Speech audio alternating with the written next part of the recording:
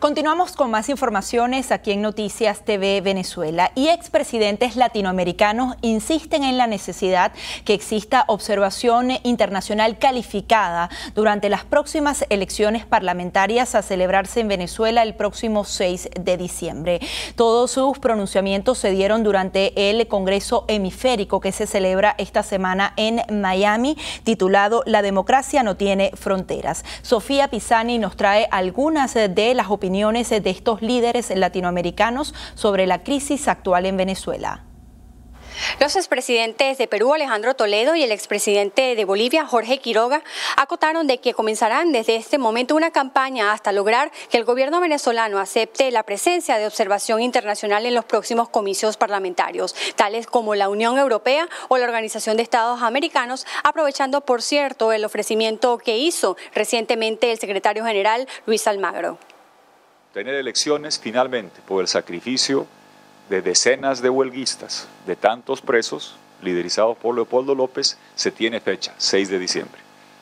¿Qué requiere la democracia venezolana de parte del resto de aquellos que sabemos que no tiene fronteras el respeto a los derechos elementales que hoy están siendo violados y pisoteados? Requiere dos pequeñas cosas, las que ha dicho Carlos, y nada más. No cuesta mucho, son 5 palabras y es fácil escenificarlas. Elecciones con observación, sin exclusión. Hasta un poema que rima puede ser, y es muy facilito, y a la presidenta de Brasil, a la presidenta de Chile, al presidente de México, a la OEA, eso le queremos pedir. Eso es lo que requiere Venezuela, porque si el pueblo venezolano puede votar en elecciones con instituciones copadas, con uso y abuso de los recursos del Estado, en situación adversa, pero si puede votar con relativa limpieza, ni siquiera total, va a escoger un rumbo diferente y va a empezar a recuperar la democracia plena. Los presidentes de América Latina, de América en general, del mundo, que ocultan su silencio o voltean los ojos al otro lado para no mirar lo que acontece en el hemisferio, será juzgado en la historia su silencio como cómplices de gobiernos autoritarios populistas. Cuidado, que el silencio puede hablar mucho más fuerte que nuestras palabras. Que el secretario general de la OEA vaya a observar las elecciones. Yo tengo 8 observaciones. Varias de ellos lo he hecho con mi amigo Tuto Quiroga. Desde Túnez hasta Nicaragua, hasta Ecuador, con el NDI, con el Centro Carter, conjuntamente con la Unión Europea. Pero yo no quiero ser acompañante, ¿eh? Que quede claro. Si me invitan para acompañar, a ser partícipe de un acto fraudulento, no cuente conmigo.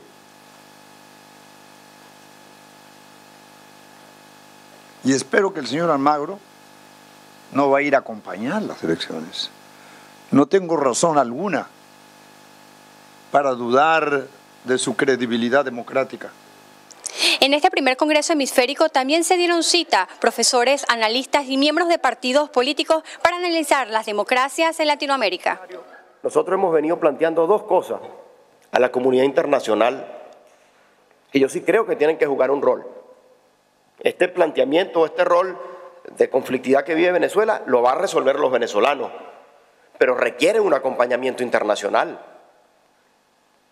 Nosotros subestimamos las alianzas que hizo Chávez.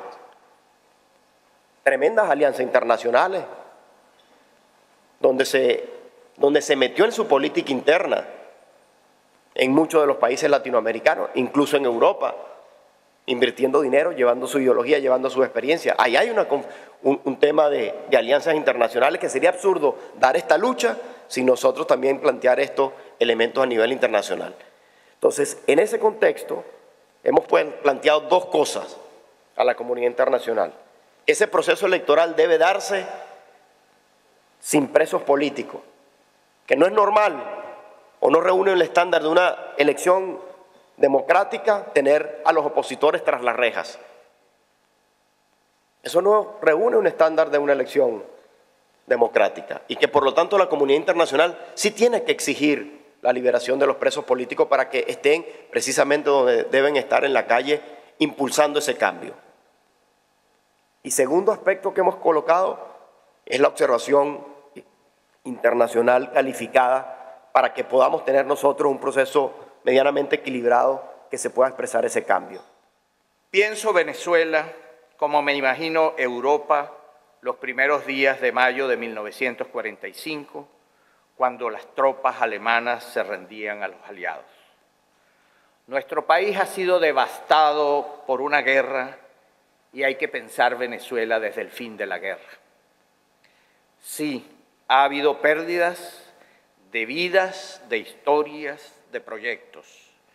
Mucha gente anda en las calles de ciudades destruidas sin saber todavía a dónde ir, dónde guarecerse de esta larga intemperie en la que se ha impuesto la máquina trituradora de porvenires. Pero al tomar conciencia de que la guerra ha llegado a su fin, porque la libertad ha vencido, el dolor de las pérdidas comienza a ser acompañado por la tímida alegría de la reconstrucción y una tenue sonrisa entonces se asoma en los rostros. Nada nos repondrá de lo que perdimos, pero nadie nos quitará lo que vendrá. Cuando se toma conciencia de la libertad, ninguna fuerza será más poderosa que la que su custodia ahora consciente provoca. No renunciemos a la lucidez, que nos coloca en la riesgosa situación de saber mucho. No olvidemos que lucidez es una palabra que viene de luz, con todo su deslumbramiento, pero también viene de Lucifer y todos sus dolores. Pero Venezuela va a empezar otra vez en esa intermitencia que hemos vivido a una fase de luz, no de Lucifer, como se decía Carlos, pero de luz en el sentido de la claridad. Ahora, ¿qué se requiere para lograr una democracia estable? Es decir, ¿cómo vamos a hacer cuando volvamos a la democracia para que no vuelva a ocurrir lo que ha ocurrido otras veces? El desarrollo político supone, en esto coincide la ciencia política contemporánea, en primer lugar, un Estado fuerte. Y ustedes me dirán, bueno, ¿qué más fuerte que el que tenemos? No, el Estado venezolano no es fuerte, lo que es autoritario, es abusador. Pero un Estado fuerte es un Estado que cumple con sus funciones. El Estado venezolano no cumple con sus funciones. Necesitamos un Estado fuerte, un Estado eficiente.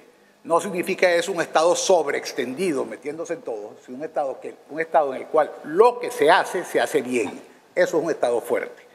En segundo lugar, un Estado de derecho. Es decir, en que las leyes se cumplen y las leyes se cumplen por igual para todo el mundo.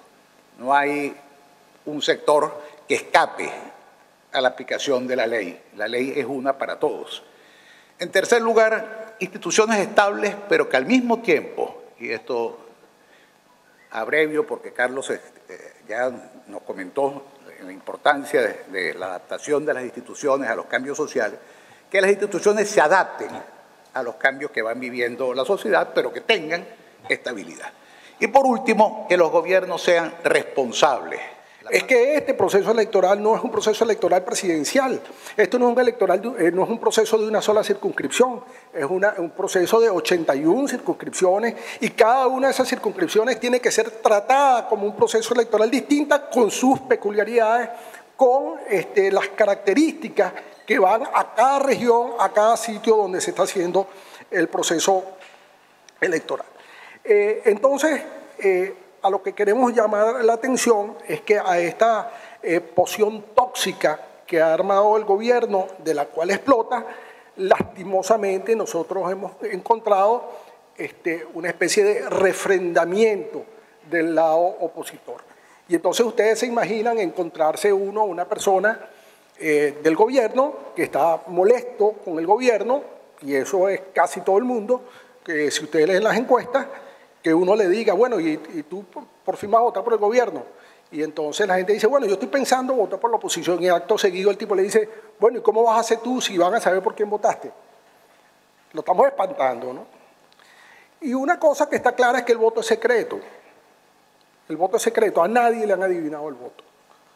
A nadie le han robado el voto. Lo que sí pasa después, bueno, el asunto de los múltiples cedulados, la vigilancia del voto, el tipo que se para detrás, todo ese tipo de cosas existen.